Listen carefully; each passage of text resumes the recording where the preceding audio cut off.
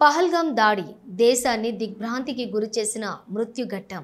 జమ్మూ కాశ్మీర్ పర్యాటక కేంద్రంగా వెలిగిపోతున్న ఒక లోయలో ఒక్కసారిగా ముష్కర మూకలు నరమేధం సృష్టించాయి.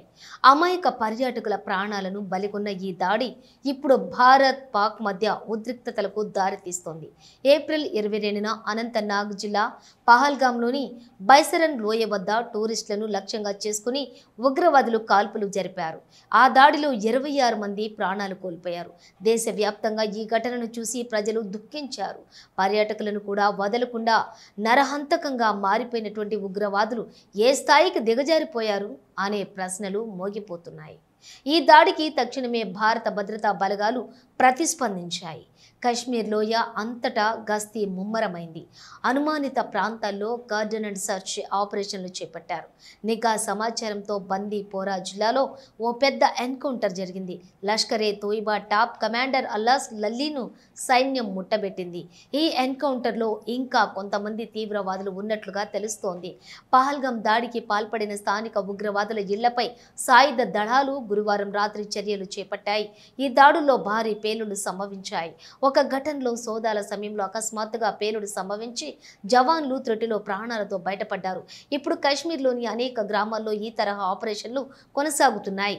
ఇదంతా జరుగుతూ ఉండగా పాకిస్తాన్ మళ్లీ తన అసలు రూపాన్ని బయటపెట్టింది.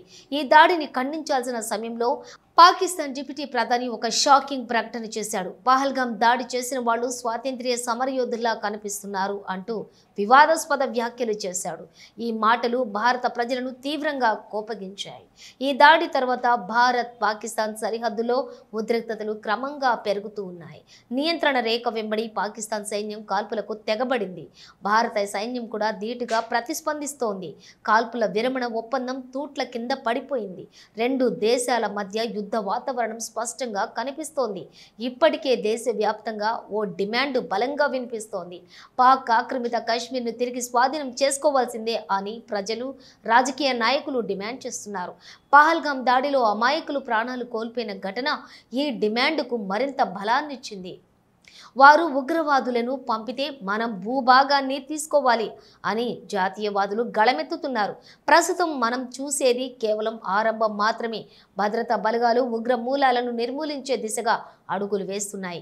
అంతర్గతంగా సురక్షితం వాతావరణం కోసం కేంద్రం దిట్టమైనటువంటి నిర్ణయాలు తీసుకునే అవకాశాలు కూడా కనిపిస్తున్నాయి. అంతేకాదు, పీఓకే విషయంలో ఏదైనా సంచలన నిర్ణయం తీసుకుంటే ఆశ్చర్యపోవాల్సిన అవసరం లేదు. పహల్గామ్ దాడి దేశంలోని ప్రతి ఒక్కరిని ఆలోచింపజేసిన ఘటన. మన భద్రత, మన భూభాగం, మన ప్రజల జీవితాల విషయంలో ఇంకెంతకాలం సంయమనంతో వ్యవహరించాలి? ఇలాంటి ఘటనలు మన దేశ భద్రతపై వేసే సవాళ్లకు ధీటైన సమాధానం ఇచ్చే సమయం ఇది. ఇక ప్రతిసారి ఓర్పుగా కాదు, ప్రతిసారి బలంగా సమాధానం ఇవ్వాల్సిన అవసరం ఉందని ఈ ఘటన చెబుతోంది. ఈ దాడిపై ప్రధాని నరేంద్ర మోదీ తీవ్రంగా స్పందించారు. ఇది నువ్వు చేసిన దానికి నువ్వే ఫలితాన్ని అనుభవించే దిశ అని పరోక్షంగా హెచ్చరించారు. ముష్కర మూకలపై కఠిన చర్యలు తీసుకోవాలని మోదీ స్పష్టం చేశారు. దేశ భద్రతతో రాజీ పడే ప్రసక్తే లేదని, ప్రతి బలిదానానికి సరైన ప్రతీకారం ఉంటుందని ఆయన హామీ ఇచ్చారు.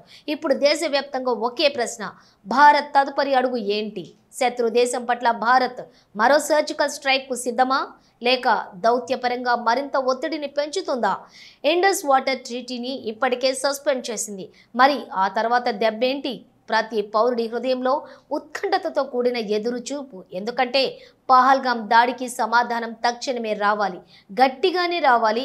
ఈ దాడి దేశం మొత్తాన్ని ఒక్కసారిగా బద్దలు కొట్టింది.